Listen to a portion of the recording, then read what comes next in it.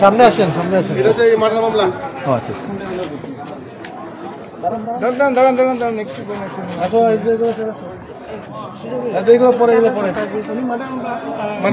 মারামারি নেই নেই। মাসুকালি, মাসুকালি। ওই যে বাতিজি। হ্যাঁ, বাতিজি। বাবা যে দাদি মারছে।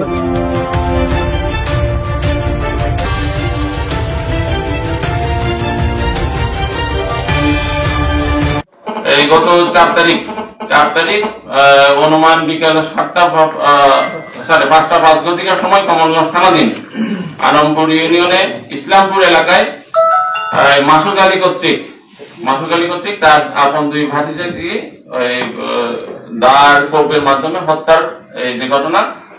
তো আপনারা জানেন যে গত 3 তারিখে 3/6/2025 খ্রিস্টাব্দ তারিখ জায়গা জমি সংক্রান্ত ইসলামপুরে কমলগঞ্জ থানাধীন ইসলামপুরে মাসুদ আলী এবং তার বড় ভাই আবু মিয়া, তাদের 2 ভাইয়ের মধ্যে জমি জমা সংক্রান্ত ঝামেলা।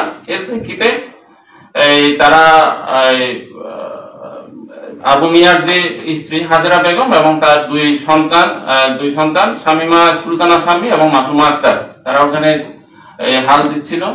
তখন ওখানে গিয়ে মাসুদ আলী এটা বাধা দেয় এবং বাধা দেওয়ার এক পর্যায়ে কাটাকাটির এক পর্যায়ে মাসুদ আলী এবং তার ওয়াইফ এবং তার ছেলে 3 জনেই তাদের উপরে আক্রমণ করে এবং উপর্যুপরি দায়ের আঘাতে গুরুতর আহত করে 3 জনকে, হাজরা বেগম, তার সন্তান শামিমা সুলতানা শামী এবং মাসুমা আক্তারকে।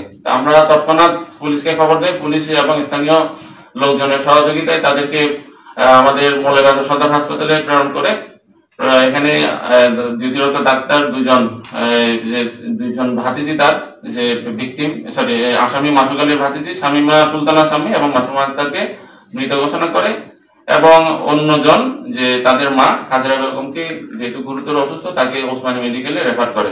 বর্তমানে উনি সেখানে চিকিৎসাধীন। ওনার পরিস্থিতি এখনো আশঙ্কাজনক বলে আমরা জানি, আমরা খবর নিয়েছি। তো এর প্রেক্ষিতে আমরা আমাদের জেলা পুলিশ কমলগঞ্জ থানার সকল অফিসার ইনচার্জ নিজে, সার্কেল এবং আমিও ওখানে সার্বক্ষণিক ছিলাম। ডিপ টিমের সহযোগিতায় আমরা বিভিন্ন জায়গায় অভিযান পরিচালনা করি এবং সর্বশেষ গত রাত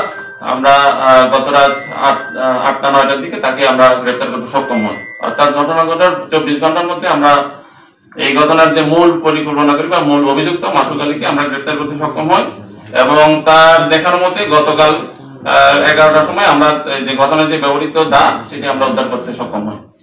এই হচ্ছে আমাদের 3য় ঘটনা।